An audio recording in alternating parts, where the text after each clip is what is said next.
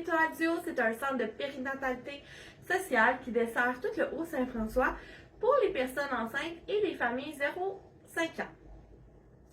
Aujourd'hui au podcast, nous allons aborder les bienfaits du bricolage. Hey Alex, à partir de quand est-ce que je peux initier mon enfant au bricolage? Bonne question, Amy. En fait, on peut commencer à introduire le bricolage avec nos enfants quand que celui-ci est en mesure de se tenir seul dans une chaise haute. Donc, c'est sûr qu'on doit commencer à introduire des matériaux non toxiques et toujours avec la surveillance d'un adulte aussi. Aussi, il y a des possibilités de recettes pour faire de la peinture maison, par exemple. On met un enfant dans le bain sans eau et là, on mélange du colorant avec du yogourt, puis là, il peut jouer, même s'il s'en met dans la bouche, c'est pas grave. Par la suite, on peut débuter par des crayons de cire, par exemple, pour des tout petits. On peut y aller avec des feuilles. Juste le fait que l'enfant puisse toucher à des matériaux différents, des textures différentes aussi, ça peut être super. Ou même, ça peut être de la pâte à modeler. On a plusieurs recettes maison qu'on peut trouver là, sur Internet là, facilement. Là. Donc, elle est non toxique. Donc, juste toucher à la texture de la pâte à modeler peut être un début dans le bricolage. Au fur et à mesure que votre enfant grandit, vieillit et s'exerce, vous allez pouvoir intégrer de plus en plus d'outils. Par exemple, des ciseaux adaptés, des colles en bâton ou des paillettes.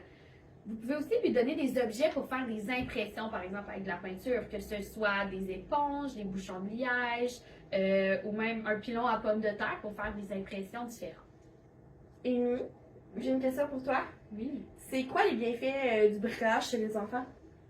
En plus de stimuler son imagination et sa créativité, faire des bricolages a beaucoup de bienfaits chez nos enfants.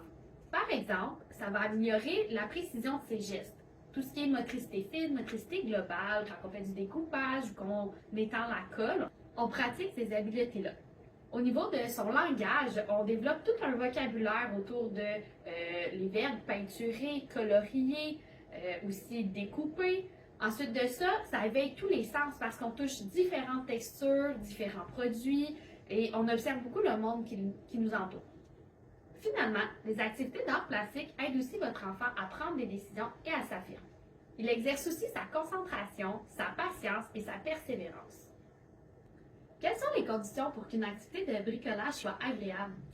Premièrement, c'est important de laisser son enfant explorer librement les activités de bricolage. Ensuite, une autre condition importante, c'est d'adapter le matériel selon l'âge de votre enfant.